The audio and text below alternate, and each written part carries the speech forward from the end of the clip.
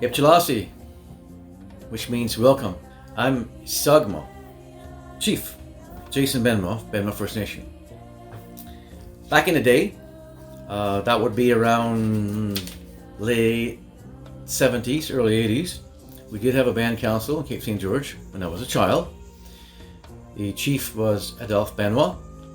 Edna Benoit was the secretary. There was also Josie, Simon, Laverne Felix, Geraldine Jesso, Sylvester Benoit,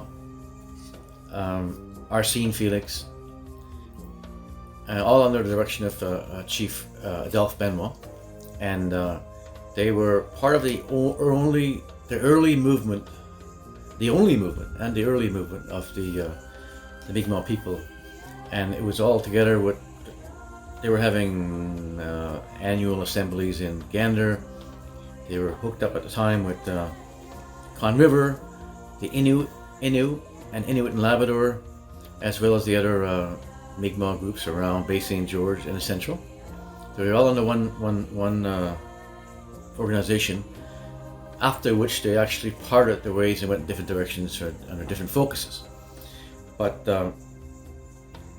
our band kind of went quiet here after Adolphe Benoit resigned, and Port Band then later was reformed under Cliffy Gatto in Port, and so started a bunch of years in which we were excluded.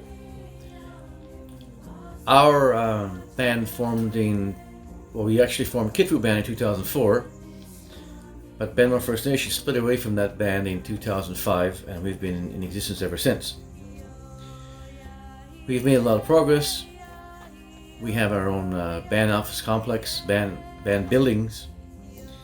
We finally have a meeting room. We have Mi'kmaq Center is for cultural activities. We have the Women's Center on the first level for any other kinds of activities. We have Blue Steps Walking Trail now. We have annual programs that provide work for lots of people, and we also have student jobs in the summertime to give our student employment, meaningful employment. Of course, when the pandemic struck in 2020, it was all about food security for our members and for our elderly people that were isolated, and all the costs, of course, were increasing for these guys. And then, it was my idea to have a food bank, and we started up a food bank at that time, and it's permanent. It runs every Friday from 9 to noon, and if anybody in the loop to Abraham's Cove that's in need can avail of our food bank. But today, we continue all these things, and we continue to build, continue to expand. We have a seniors transportation van now to take seniors to medical appointments and that sort of stuff. And we have been developing our powwow grounds, which is our Mawayomi grounds for the last couple of years, which we hope to have fully functional by the 3rd July of next year, 2023. If not, it will be ready, either before or after that date, fully operational. We also are building a new food bank as well, by the way, and that is so we can expand our services that we offer, allowing with frozen product and that sort of stuff. And we've getting feedback from our users on how we can improve on that. Cultural activities and workshops, we've been doing lots of those, and lots more of those come up. We are building a new language center right now for our which is called our Kitpu Language Center, teaching Mi'kmaq. And we're also building a indigenous art gallery, and we're also building our craft shop, so we can sell local crafts and our own little crafts. It's just a fundraising area. One of those things we always wanted. We have lots more to do. Big plans that we plan in our future, which includes, I think it includes things like perhaps maybe a small gas bar with electrical charging stations. Low-rent senior housing is also in my long-term planning. Transitional housing for single parents with kids just getting out of a relationship, getting a quick place to stay. Also, a daycare operation to look after our young kids so parents can go to work. These are some of the things that we're working on. Completing our seniors, it's called our Elders Healing Lodge. Get that finished up and running. We have many things that we want to do with our park and trail. Our greenhouse now has been started. I'm hoping to have that ready to use as a community garden in a greenhouse as early as next May. So we'll get everything prepared before now and then. So we are into a lot of different things, and we're expanding. We're all time. We're not. Of course, we're not a status band at the moment. So we are still negotiating these things. We have our own reserve property. Of course, we do. Our future plans include negotiating treaty rights and that sort of thing.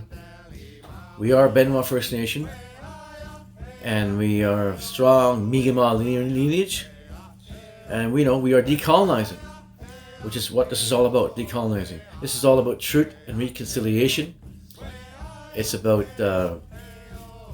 healing, and in decolonizing, we're talking about actually changing our mindset to a First Nations mind view, worldview.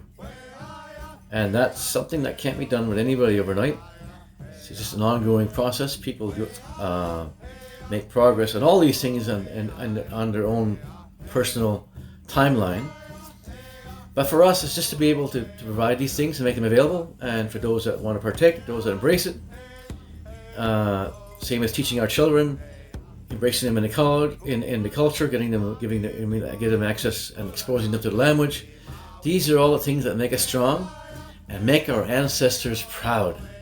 Because everything that we do here is to strengthen the beliefs of our ancestors are looking above in the spirit world and seeing what we're doing and seeing that we're bringing this forward and we're closing that gap, filling the void in people's hearts, and making them proud to be Mi'kmaq, when they were raised in a time when it was shameful to be so.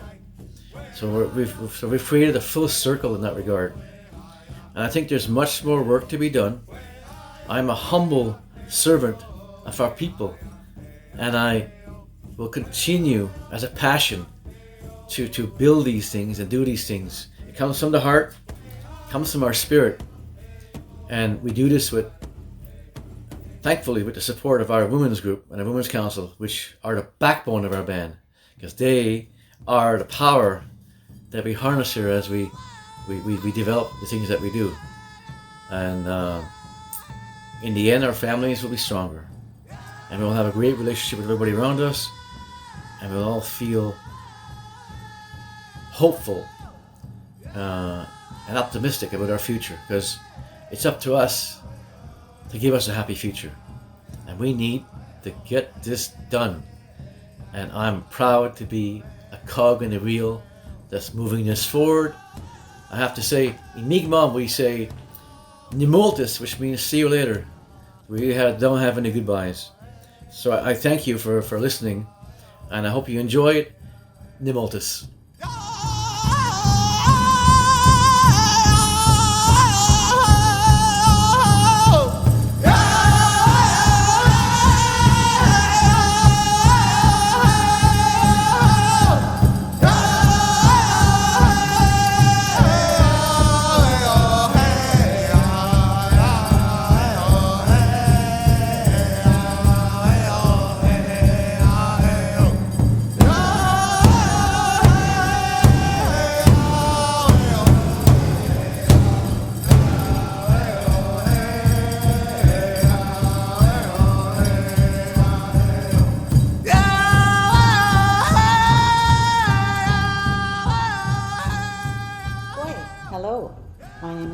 Benoit. I'm Vice Chief and CEO here at Benoit First Nation, and I also head the seniors group. As a volunteer, I'm involved with organizing different functions at the Mi'kmaq Center. I enjoy organizing and working with other groups volunteer groups, that is, on our different functions. We host. I'm happy to have the opportunity to learn my Mi'kmaq culture and language.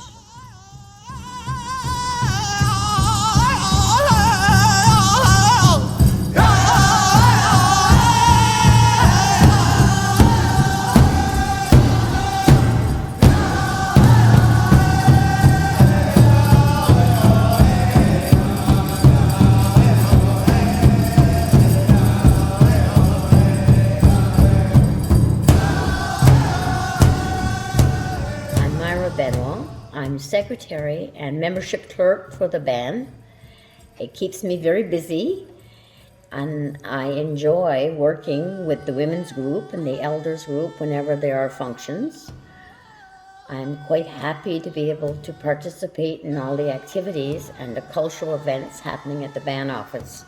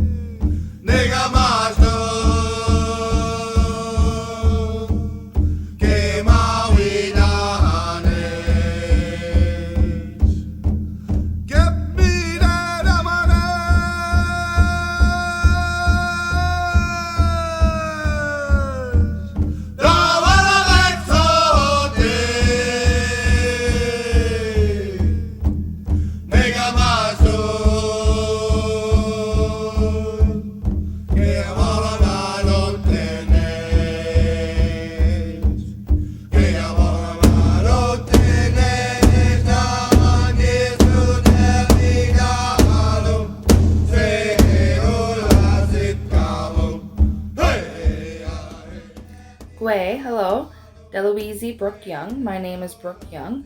I am the Mi'kmaq language educator here at Benoit First Nation. I really take pride in my job. I enjoy learning new things about our language every day. My goal is to pass along everything I know and learn to keep our language alive.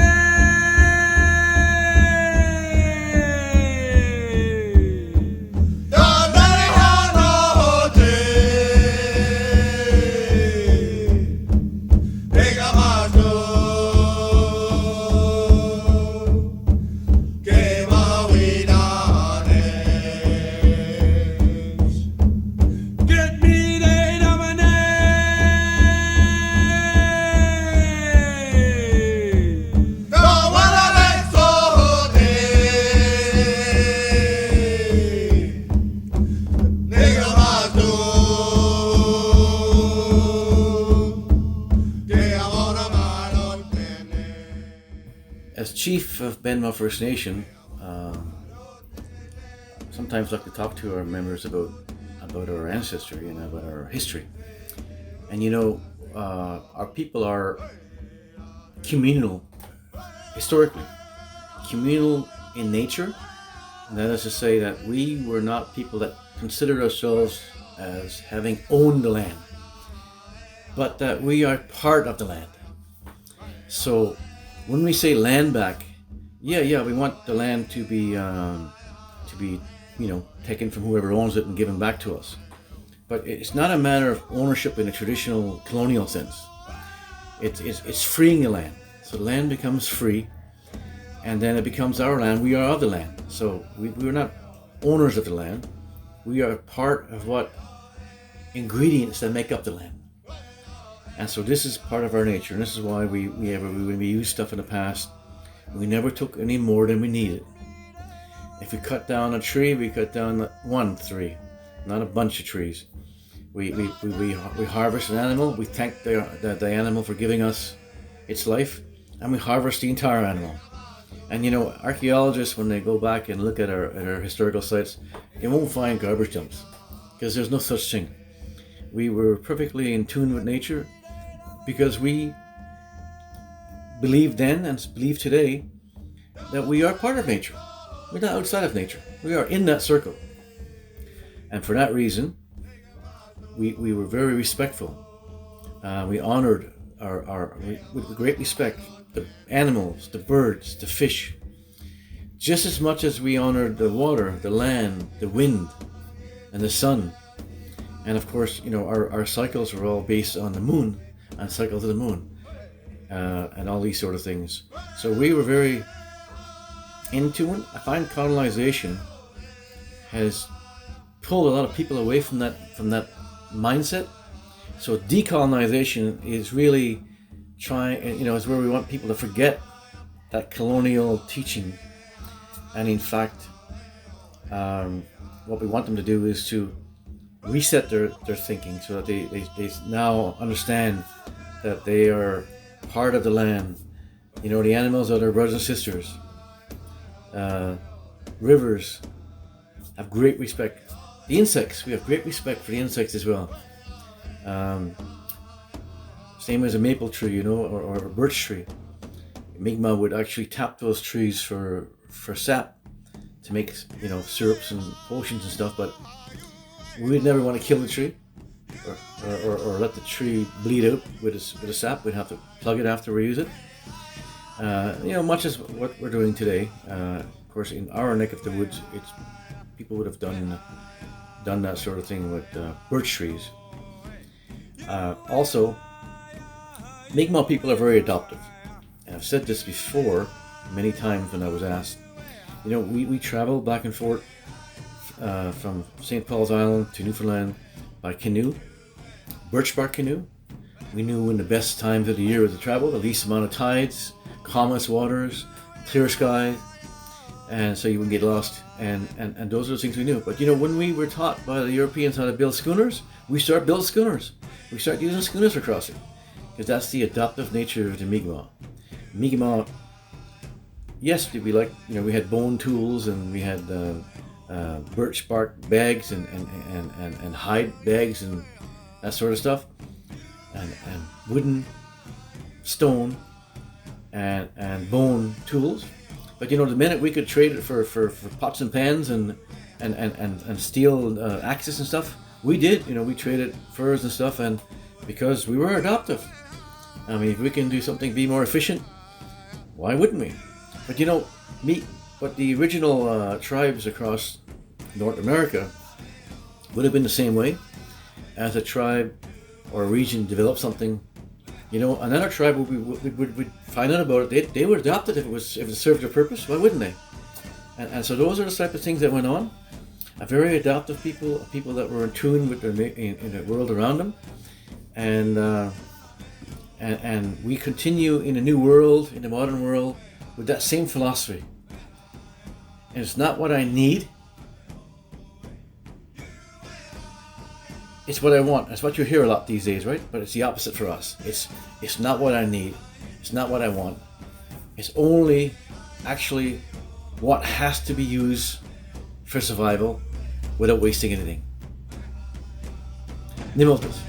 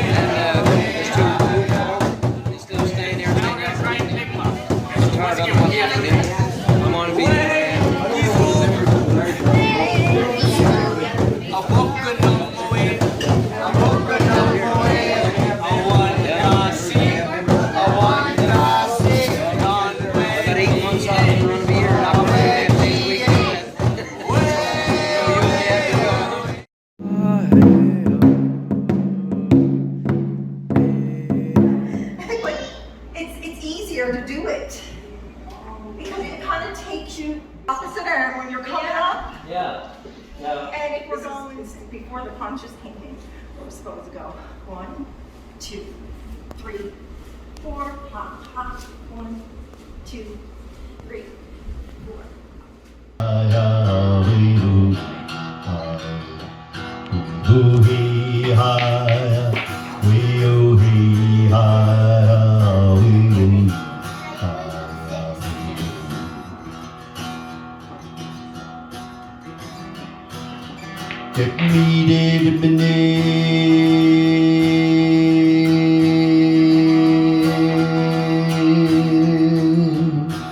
Kandaniel nurti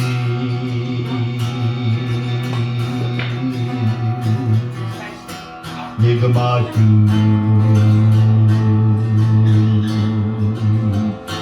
Kemawiram